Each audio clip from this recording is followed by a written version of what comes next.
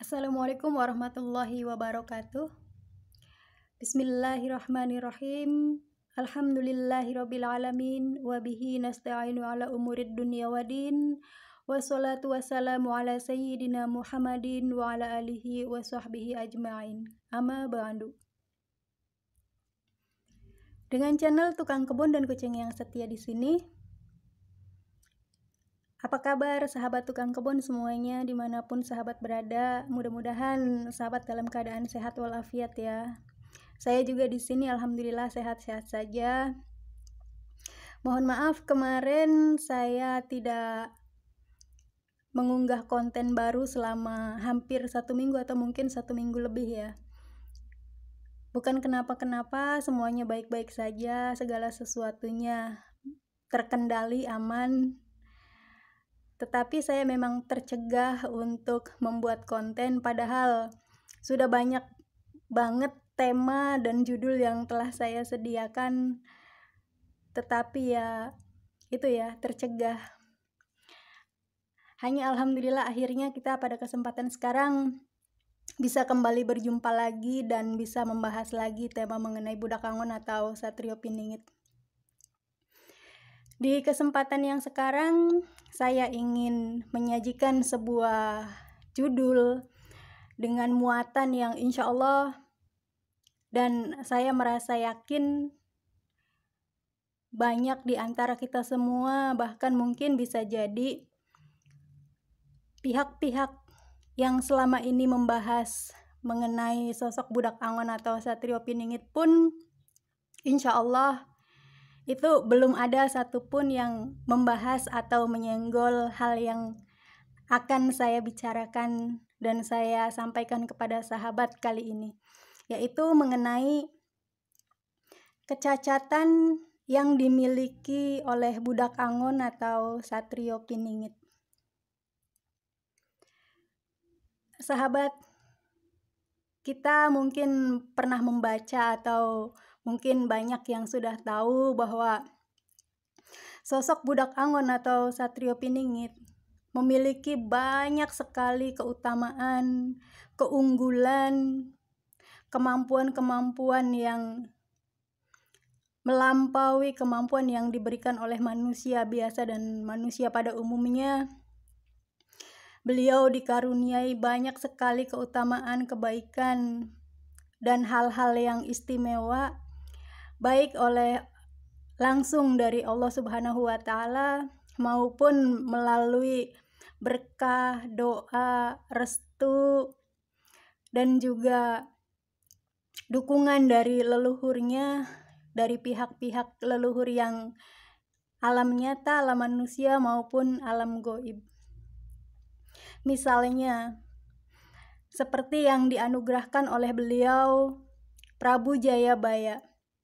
Beliau Prabu Jayabaya selain memberikan doa restu, juga menganugerahkan hal-hal yang dimiliki oleh beliau, keistimewaan yang telah beliau terima sebagai keistimewaan seorang raja. Misalnya beliau menganugerahkan kepada budak angon atau Satrio Piningit ini pasukan dari bangsa lelembut. Seperti yang disampaikan dan diperintahkan oleh beliau Prabu Jayabaya kepada sosok Semar atau Sabdopalon atau Werdinata, yaitu agar membantu budak angon atau Satrio Piningit ini dengan membawa pasukan dari bangsa jin, dari bangsa lelembut dan dedemit. Yang itu jumlahnya tentu saja ribuan, sebab yang diperintahkan adalah bangsa lelembut dan bangsa pasukan dedemit dari Nusa Jawa.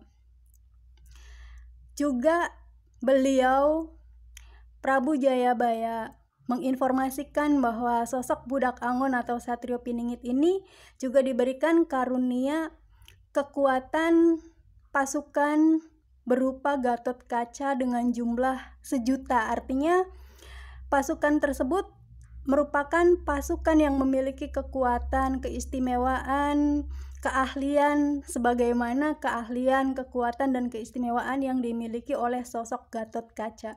Dan itu jumlahnya tidak tanggung-tanggung, 1 juta. Bayangkan 1 juta Gatot Kaca seperti apa kekuatannya. Belum lagi karunia-karunia yang diberikan oleh leluhurnya yang lain, semisal dari beliau Prabu Siliwangi, di mana beliau Prabu Siliwangi ini benar-benar menurunkan karomahnya sebagai seorang waliullah kepada sosok Budak Angon atau Satrio Piningit ini, sehingga mampu menelaah yang namanya alam-alam hakikat dan alam-alam hikmah, dan sebagai pencapaian tertinggi tentu saja adalah ma'rifatullah. Belum lagi dari sosok-sosok yang memomongnya, semisal dari Sabdo Palon itu sendiri, dukungan dari beliau Sunan Kalijaga, ditambah leluhur-leluhurnya yang lain. Belum lagi karunia dan anugerah yang dilimpahkan, dicurahkan langsung oleh Allah Subhanahu wa Ta'ala terhadap dirinya. Belum lagi sesuatu yang beliau sosok Budak Angon atau Satrio Piningit ini mintakan sendiri secara langsung kepada Allah. Benar-benar sosok dengan keistimewaan yang luar biasa. Itulah mungkin ya salah satu alasan dan salah satu sebab mengapa beliau ini akan menjadikan insan yang paling utama di zamannya, bahkan diberikan kekuasaan untuk menggenggam kepemimpinan seluruh dunia. Jadi sangat wajar apabila beliau berada di posisi tersebut dengan melihat dan mengingat keutamaan-keutamaan serta keluar biasaan, keistimewaan yang dimiliki olehnya.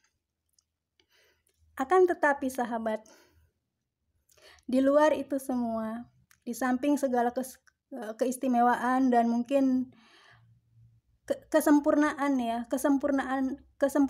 nikmat yang diterima oleh seorang hamba dari kholiknya, dari Allah Subhanahu wa Ta'ala, Tuhannya.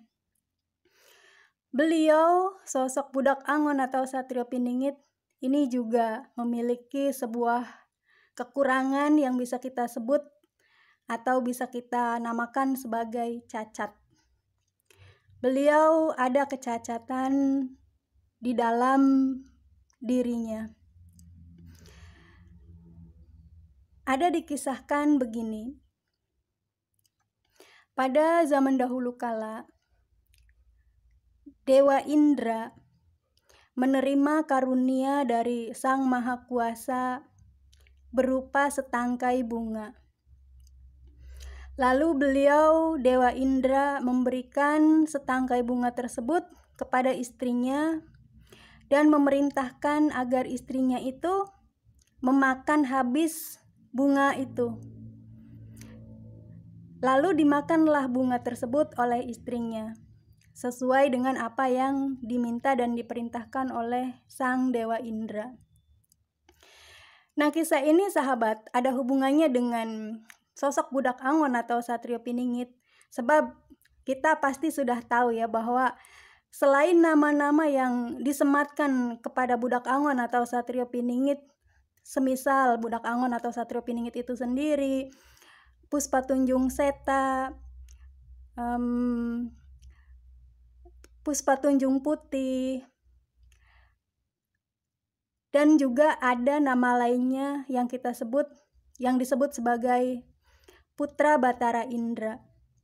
Beliau juga disebut sebagai Yai Krishna, dan ada nama-nama lainnya yang insya Allah sahabat tukang kebun dan kucing yang setia pun ada yang mengetahui dan mengenalinya beberapa dari nama-nama tersebut.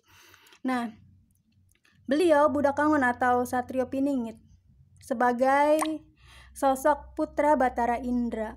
Di dalam kisah tersebut yang tadi saya ceritakan, istri dari beliau Batara Indra, Dewa Indra ini kemudian benar-benar memakan bunga tersebut, dimakannya. Lalu setelah bunga itu dimakan, datanglah Batara Indra menanyakan kepada istrinya, "Apakah engkau wahai istriku telah memakan bunga itu?" Dijawab oleh istrinya, "Betul Kakanda, sudah saya makan." "Apakah engkau memakannya semua?" "Iya Kakanda, saya memakannya semua, kecuali bagian daunnya." Dewa Indra pun terkaget-kaget. "Kenapa engkau menyisakan daunnya? Bukankah saya telah menyuruhmu, memerintahkanmu agar memakan semuanya? Saya pikir daunnya itu bukan bagian dari bunga tersebut." Begitu jawab istrinya.